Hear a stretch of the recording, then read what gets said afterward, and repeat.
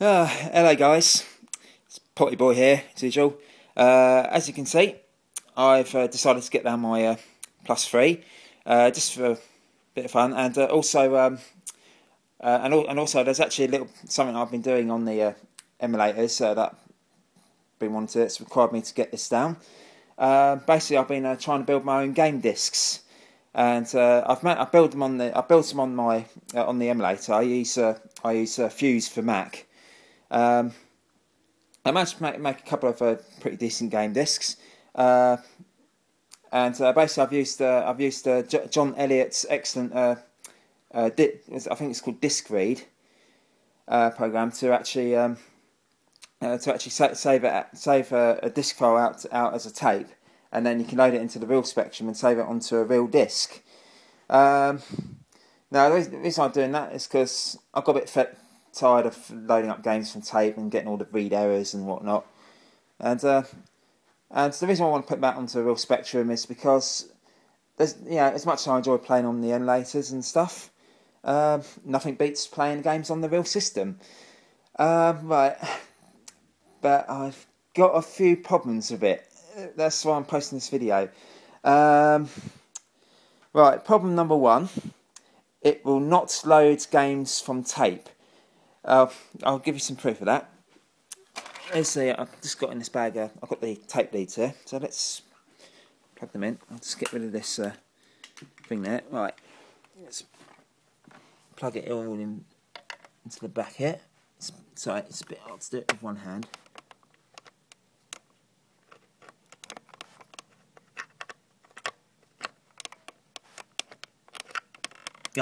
See me, wrong. I plugged in the wrong bit. That's right. There you go. So right, that's plugged in. So now we've got this end, the correct end. Let's plug it into the tape deck. It's just here. Right. Let's just set the tape counter. Right, now let's try and load up a tape game somewhere. What have we got? Here. Let's try and load up this game. This is Millionaire by Incentive Software. This is a great little game. I like this one. It's basically you're in charge of a software company, and you have to make lots of decisions and stuff and things. And basically, you're just trying to make your software company successful. It sounds complicated and hard work, but it's really easy and fun. It's really great fun to play, and it's actually quite easy to understand. It's a great little simulator. Anyway, let's press enter. Just rewound the tape. It's and stuff. Right, now the disk drive does work. I've tested that. Right, now here's the screen. So I've got the volume cranked right up. Let's press play.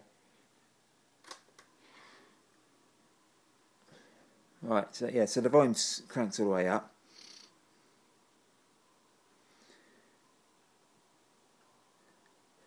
But this is the problem. It's not hearing anything. I know it takes a little while for the tape to start, but literally, it does not hear anything at all. You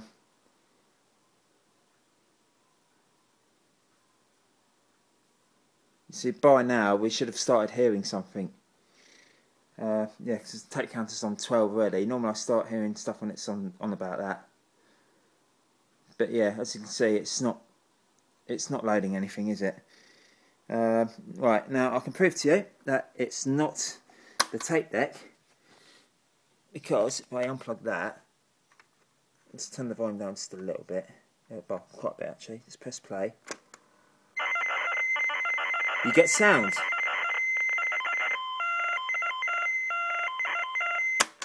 So that's all right. Now I've got some headphones. I've got some headphones here. Let's plug this in. Yep, so I've got the headphone socket. Let's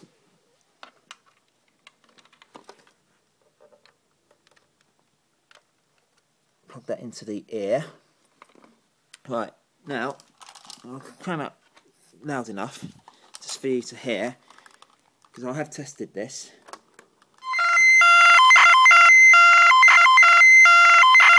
That's actually coming headphone speaker. So yeah, so there's nothing wrong with the tape deck at all, because that sound was actually coming through the headphone socket. So nothing wrong with that. Right, so let's take that out. Right, now I've got a hi-fi system here. It's just the second tape deck I tried. So let's move that over. Now, slightly different story for this one. Oh, here we are. Sorry if you're getting a bit motion sickness. I'm actually using my phone to record this. Anyway, let's move the Spectrum quite close because the cable's not quite. Oh, lost. Let's plug it into the headphone socket.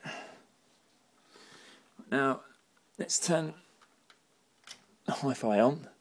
And it's on tuner at the moment, so let's tape. Right, now I've got the tape here. Let's plug it into one of these. Put the tape back in. Now let's yeah, it's already on loader, isn't it? Let's turn that up, and then we press play.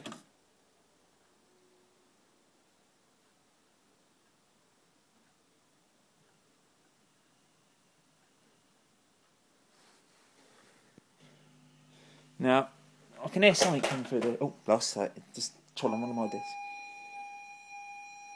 I've got sound through the telly, but it's still not loading. That's not even at maximum volume. So it should have been... You don't even see any ready flashy borders or anything like you usually get if it can hear something but it can't quite make it out. But this is like deaf loud. And it's still not loading, so... right, so I don't know what the problem is. It might. So chances are I've narrowed it down. It's probably the Spectrum itself. So it can't be the cable because I can get sounds through the hi-fi down into the Spectrum, and I can hear the sound come out of the television. So it can't be the tape leads. It's got to be the Spectrum itself. It's just not wanting to hear anything. So it might. So whether it is actually the Spectrum itself or even just the tape socket on the back, I honestly don't know. So it's a right pain in the butt. So anyway, let's just stop that. We'll turn the hi-fi off. Take it out. Or turn the volume right down because it gets quite loud, that tape there. Anyway, yeah, it's a real pain in the butt, so I can't load any of my tapes, which is a bit of a bummer because I've been wanting to get all my discs, because to get all my discs onto the Spectrum you have to save it out as a tape, and then I've been using an excellent player on the iPhone called Specky Tape, which I haven't been able to test. In fact, that was another reason why I got this one out, to test the program to see if it actually loaded in my stuff. And it won't even load anything from cassette, let alone my phone. So, so at the moment, it still remains untested by me. So, which is a real pain. Anyway, so I've been putting all my discs that I converted to tape. I converted them as TZX files. Bung them onto my iPhone, so I can play them back using this Specky Tape program. And then the idea is that you load it back into the real Spectrum. You pop a formatted disc in, and you pop a disc in, or you pop a disc in and you format it, if you know what I mean. And then you load up this program as a tape, and it saves it back to, it writes it all back to a disc, the real disc. And well, I can't do that if I can't load tapes. So it's a bit pointless to me getting out now. Apart from loading up all my disc games, just for a bit of fun. Anyway, the other problem I have, I've got a familiar device that's familiar with many Spectrum fans. It's the Multiface Plus 3. It doesn't work, but